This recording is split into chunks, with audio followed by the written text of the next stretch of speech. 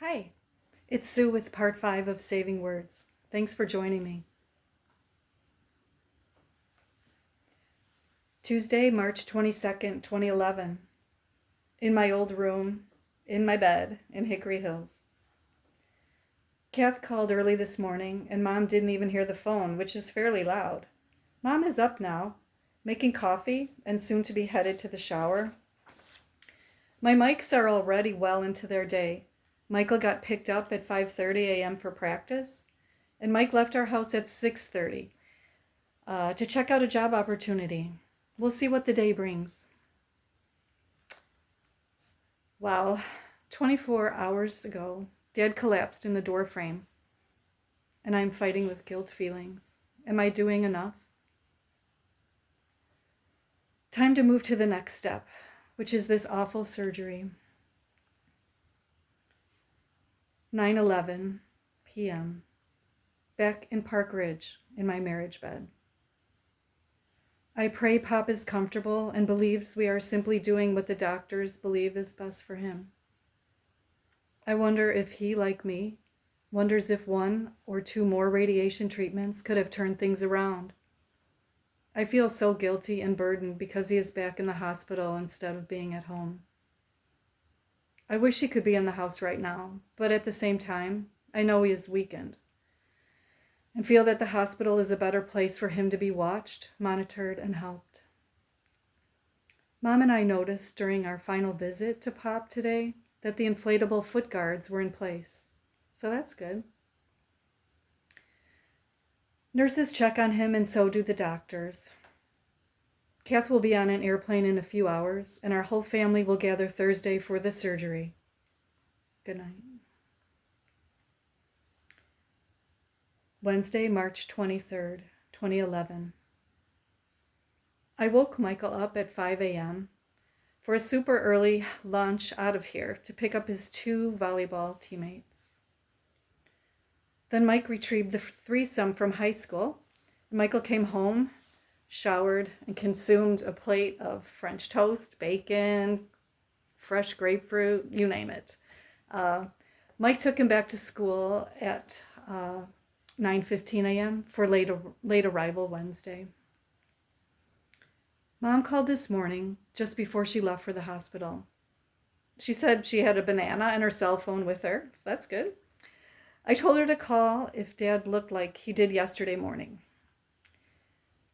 Mom had said that seeing him yesterday morning felt like a punch in the gut. It's getting harder to reflect on this situation.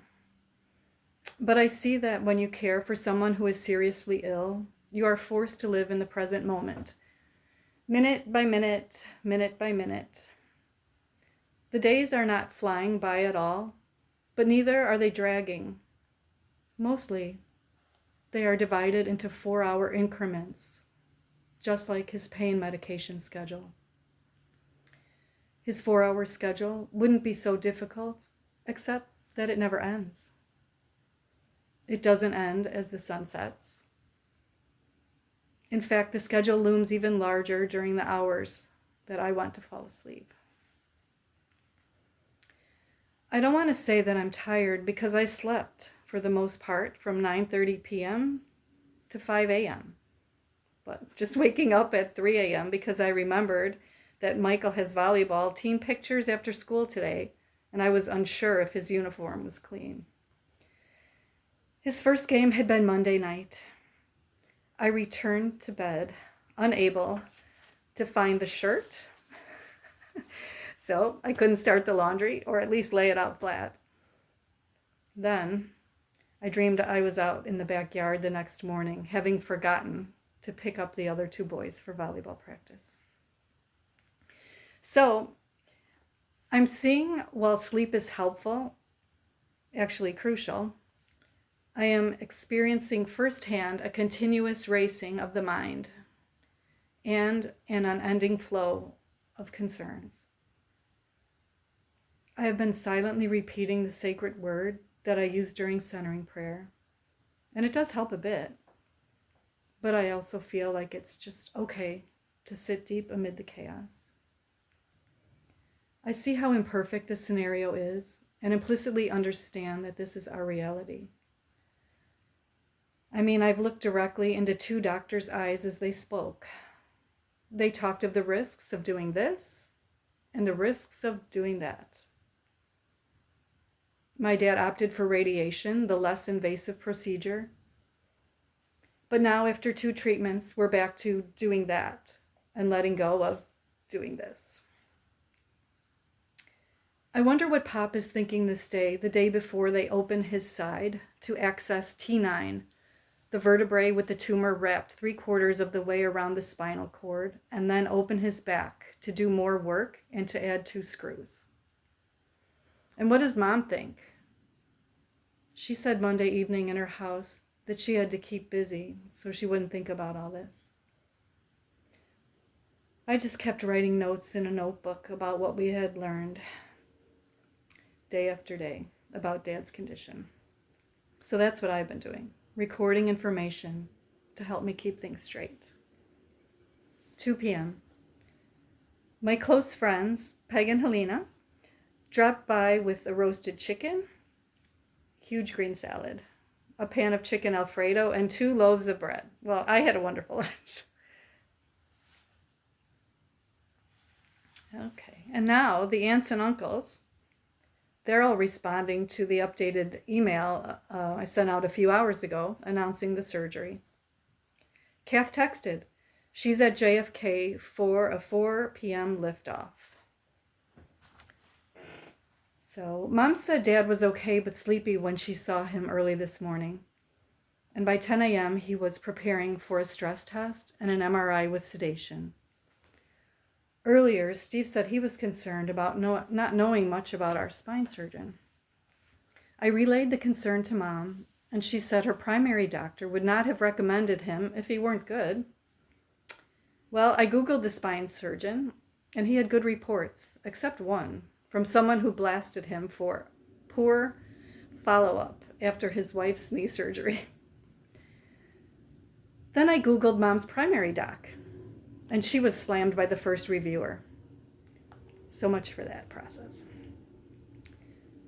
Last Thursday, while Mom was at the store, I was sitting with Dad in their kitchen, and we had some time. So I said I had a question, since I was power of attorney for health.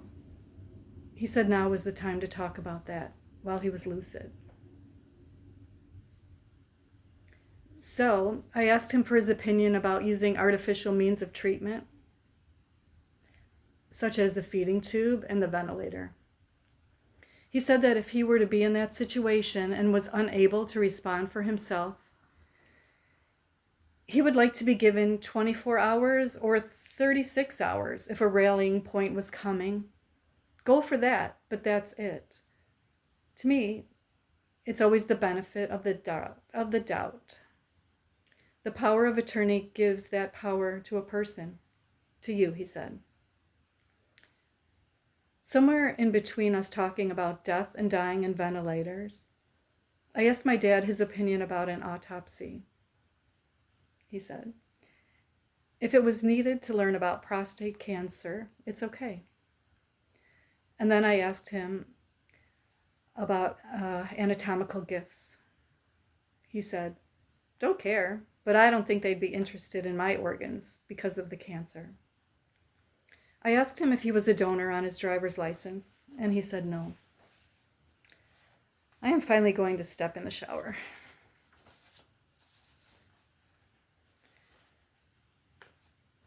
"9:40 p.m. in my childhood bed in Hickory Hills. Mom and I were watching the 9 o'clock news to see what the weather is like in New York since Kath's flight was canceled due to unfavorable weather conditions, possibly snow. I was just in the bathroom a few minutes ago, and I pictured us helping Pop into the shower and onto the transfer bench a few nights ago. It's so sad he has this illness. Mom turned off the news and is getting ready for bed. She just keeps it all together and moves forward. I don't know how she does it. Earlier today, when I was still in Park Ridge, I burst into tears as I was blowing my hair with the hairdryer. and I walked out of the bathroom and sat on Mike's laps as he was typing an email at our dining room table. He stopped and hugged me and let me soak his shirt.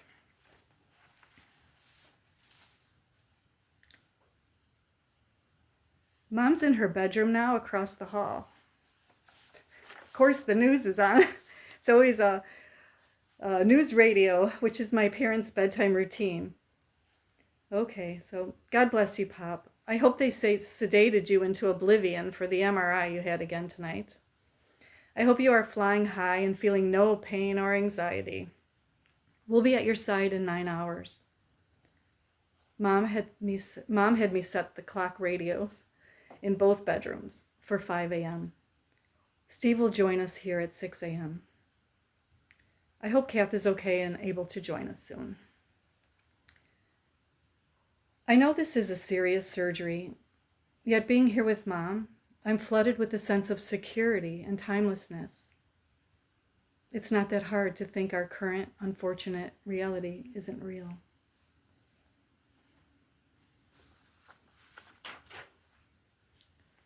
Anyway, Dad will be in the hands of the doctor so that he can regain mobility, some quality of life. No one knows whether this will happen or not. The spine surgeon is going to open his side, open the bone, pressing on the vertebrae, and then slice open his back to complete the surgery. How could anyone survive that, much less a heavy pipe smoker missing a third of one of his lungs from a previous operation? Is this insanity? But what's the alternative? Paralysis for sure. And what else? I don't know. Will we lose Pop? He received and accepted his 3 children's bottomless buckets of love while he was in Payless Hospital. At home, he was supported, but the situation was sometimes tense and frustrating. Not to mention risky and unsafe. He became unable to do so much. He tried to immerse himself in his new favorite place, sitting in the kitchen close to the front door, smoking the pipe like there was no tomorrow. Ah, I'm in a state of euphoria, he'd say after he had his pain pill, coffee, and a puff of this precious pipe. And he was truly happy. Perhaps only he knew what was ahead and how much there was to lose. When I returned to Park Ridge Tuesday, which was yesterday, all I could think about was how imperfect all these decisions regarding Pop are. Doctors are basically guessing that surgery is the best option, since he weakened over time and after 2 radiation treatments. The risk of paralysis seemed to grow if he continued radiation and even if he improved. The torment of not knowing what to do. Dependence on these doctors who could only do and see what they could do and see. I wish I knew how to proceed. How can I possibly know what to do? I'm tired. I'm going to stop now and fall asleep here in my childhood bedroom across from Mom's room. I cannot fix Pop or change what tomorrow may bring. I think Mom is out like a light and snoring. Thursday, March 24th, 2011. In the surgical waiting room at Christ Hospital. Steve dropped by Mom's house before sunrise and drove Mom and me to the hospital. I watched Mom enter Dad's darkened room at 6:20 a.m. He was on his side asleep. She walked around the bed. He awoke and said, "Hello!" I think he was drugged up for the surgery. At least, I hope he was. Then Steve and I slipped in and greeted Pop. Pop spoke about having a stress test and an MRI the night before. "Just glad it's over," he said. A few minutes later, a man named Trevor walked in and said he'd be taking Dad to surgery. Mom, Steve and I waited down the hall in the lobby and glimpsed Dad being wheeled down the corridor. It was then that Trevor invited us to join him. All of us flocked together in the elevator. We were statues, rooted in complete silence. Pop's eyes were closed. Once outside the elevator, we walked beside Pop and said, "Bye, we'll see you later. Bye, bye, bye." Dad's primary doc met us in the waiting room and lingered for a bit. She encouraged us and said Dad was in good hands. Mom and I grabbed a hot breakfast in the cafeteria, and then Steve phoned us because the spine surgeon was there. We rushed up to meet him. The spine doc said that they'll go in through the side to open up the area around the thoracic spine, which is extremely sensitive, and remove the tumor that's in the way. The doc added, unless Pop's doing phenomenally well, they will not go in through the back. That'll have to wait until next Thursday. The doc said they'll put in a chest tube. And he added that Dad's not as strong as he was a week and a half ago. Doc said he'll start around 9:15 a.m., said it'll take 4 to 5 hours.